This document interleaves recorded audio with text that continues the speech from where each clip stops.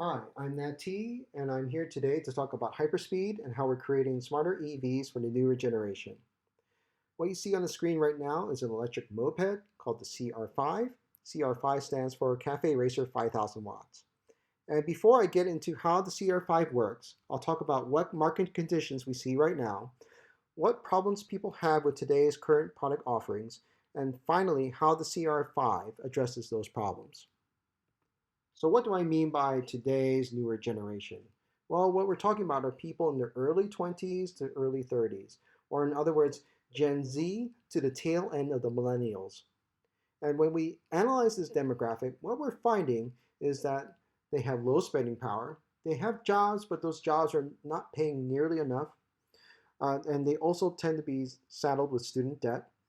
They're a hyper-connected generation, meaning that they're the first generation to pretty much be born with a smartphone in their hands, and they share a lot of their lives online. They're highly image conscious, meaning that although they don't have a lot of money, they're willing to spend on things that they see of being of good value and will make them look good. They live at home with their families. Because they don't have a lot of money, they need to save on rent, so they just end up living at home. And finally, they're highly environmentally conscious, meaning that they see climate change happening around them and they see it as being one of the biggest problems facing the world, and they want to do their part to contribute to help solving that problem. So let's take a look at their daily commute. In the US right now, they have to travel about 39 miles there and back. And although they love the environment and they love uh, electric cars tend to be pretty expensive. This Tesla Model 3 is a $45,000 purchase. And when you're living at home and you don't have much money, $45,000 is a big ask. During the pandemic, what we've seen is an explosion of e-bike sales. Uh, Between 2020 and 2023, 130 million e-bikes are expected to be sold worldwide. In 2023 alone, about $20 billion in revenue is going to be generated. So with that in mind, maybe e-bikes can take the place of electric cars for commuting. Well, when we look at regular bicycle commuting, what we see is something like this. People dream of having like a separate bike lane or bike path, and that's separated from traffic, is well maintained, and a lot of people are using it and having a good time. Well, this is the Netherlands, where they spend a lot of money on bike infrastructure. In the US, we're not quite so fortunate. In the suburbs, you typically don't see bike lanes. And in the city, sometimes you see bike paths and bike lanes, but although they're there, they don't go nearly everywhere, meaning that you're going to end up eventually out on the road with cars. And this turns into what's called vehicular cycling, meaning that you're a small little bicycle, you're pretty slow, and you're having to travel on the road with a whole bunch of cars. And if the speed limit's like 45, 55, or God forbid 65, these cars are zooming past you. And as a little bike, well, it's really scary. And you end up having to hug the shoulder of the road because you don't want to be hit. And if there's a car parked on the side of the road, well, okay, you pray that the driver is paying attention and doesn't open a door as you're passing. And because if you get doored while you're traveling on a bicycle at speed, chances are you're going to end up in the hospital. Also, with bicycles, they don't have turn signals, they don't have brake lights. It's very hard for people to signal to other cars what you're doing, other than you wave your hand around and you hope that they notice what you're trying to say and even understand what you're trying to signal. Or if you're on the right hand side of the road and you need to make a left turn, that means you have to cross a couple lanes of traffic. And if cars are zooming past you at speed, it can be a really daunting task. So maybe e-bikes are the solution. Well, e-bikes are better, but they're just not quite good enough. They tend to be upgraded bicycles, meaning that they're faster. They travel about 28 miles per hour, which is faster than a normal bike. But when you're talking about being on the road with cars, they're not nearly fast enough, meaning that even when on an e-bike, you tend to just end up on the side of the road, hugging the shoulder all over again. And you don't have any signals, so it's a bicycle. So that means you don't have any brake lights or turn signals or mirrors. You end up having to wave your hand all over again. In other words, e-bikes are better, but they're just not good vehicles for the road. Well, when we look at what the market is offering right now, we see the big brands like Trek or Specialized are offering their bikes, and we have uh, e-bike startups like Rad Power Bikes or Super 73 or Onyx.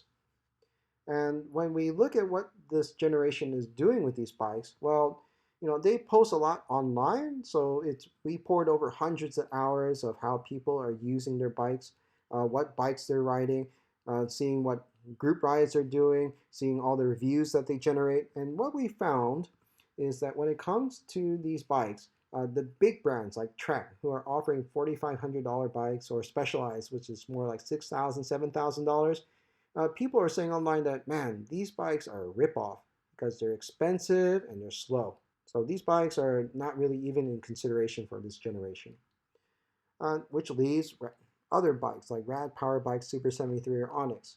Well, when we look at the daily commute, you see they have to travel 39 miles each per day. Well, when you're looking at these bikes, Rad Power Bikes can go about 28 miles, and Super 73 can go 25 miles. And that means, like, okay, it can maybe get you to work, but then you're going to have to find a place to charge up when you want to come back. Onyx at 60 miles is pretty good, so we get you there and back. But if you want to go somewhere else, like after work, chances are you're going to have to find a place to charge up. Also, these bikes, to turn them on, is just a power button that you mash down, not very secure. So you turn on your bike, get on the road, and then Rad Power bikes, they go about 20 miles per hour. And the Super 73 goes 32 miles per hour, and the Onyx comes at 65 miles per hour.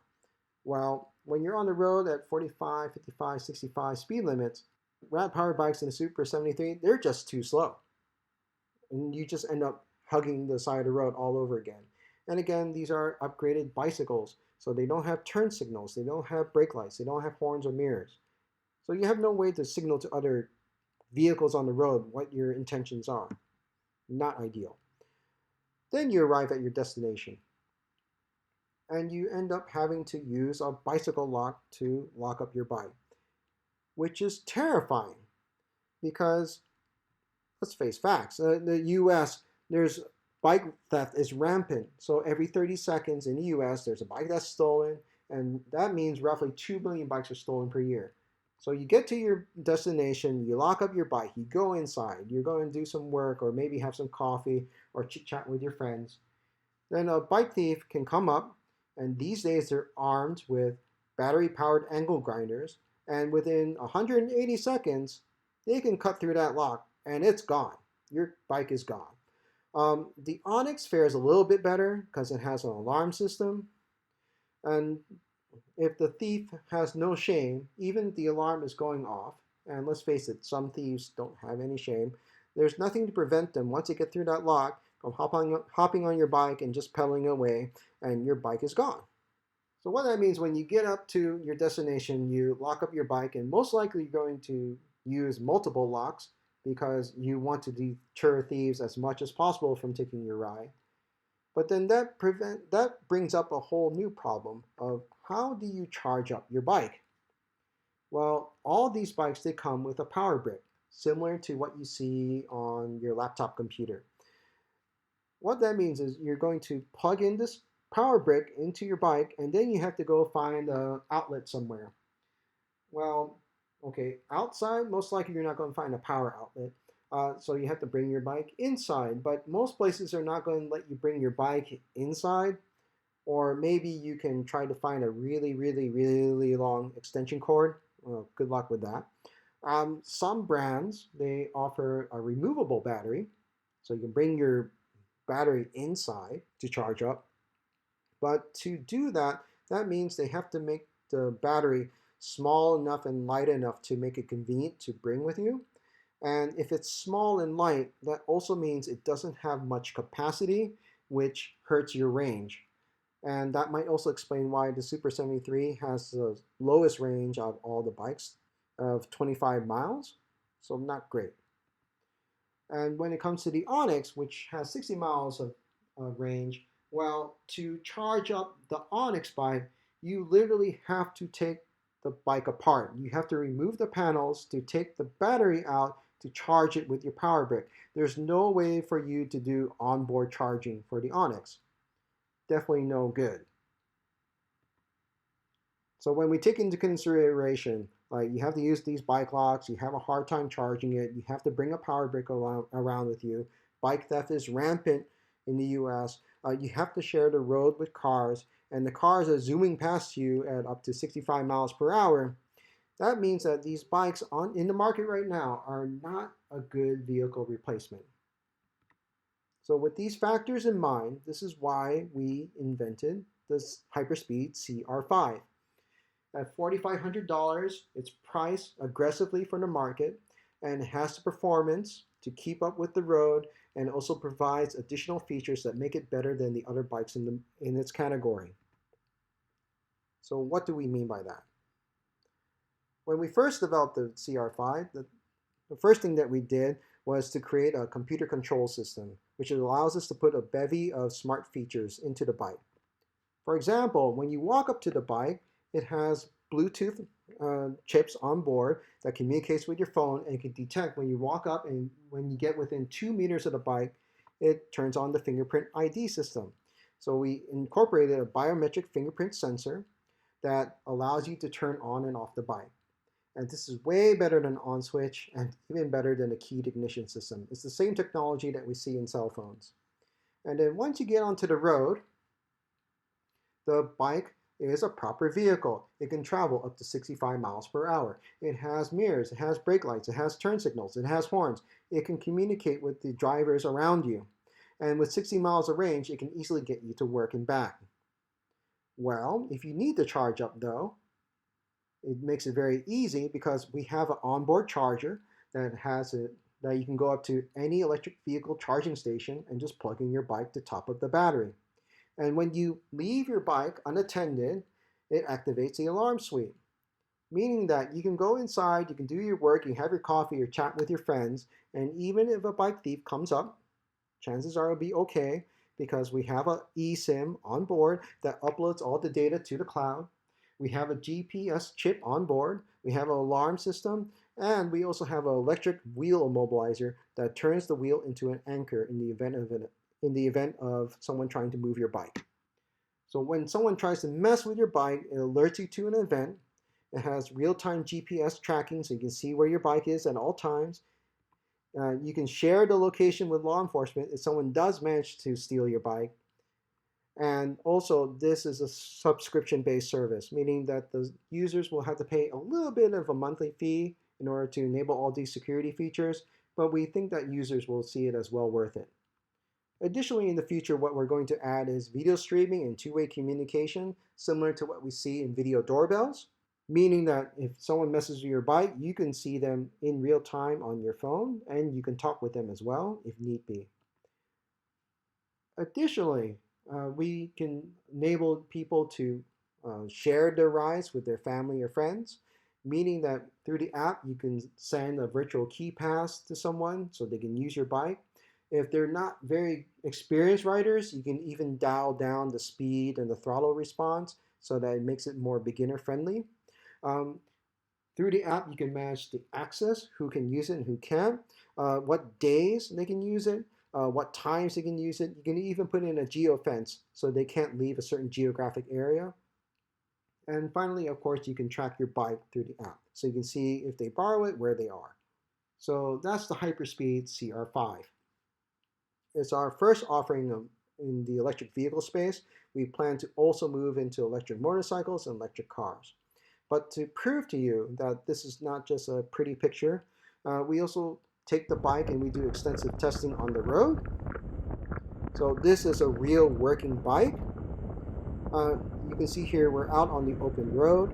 We're traveling around. Well, in no way are we hugging the side of the road. We're just here in traffic, and it's a complete non-event, meaning that It's not stressful at all.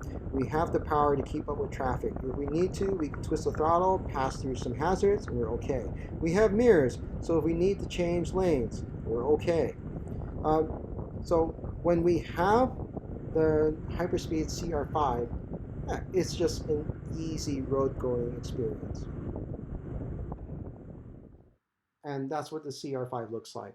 When we designed it, we stuck to what we called a retro futuristic design aesthetic, meaning that although we have a modern electric drivetrain, we also wanted to incorporate that classic cafe racer look because we know that people really respond to a bike that looks like this, and it's gorgeous. We wherever we go and we park the bike, it forms crowds as people come to want to see what the heck is parked here. When we pass by people in the street, they turn heads. We even had teenagers just go, "Holy crap!" as we pass by. We've had people stop their cars literally in the middle of the street to get out to talk to us about our CR5. They are that excited by it. So if we get this bike into the marketplace and with all the technology features and all the performance, we know that this bike will sell. So that's Hyperspeed and that's the CR5. Thank you.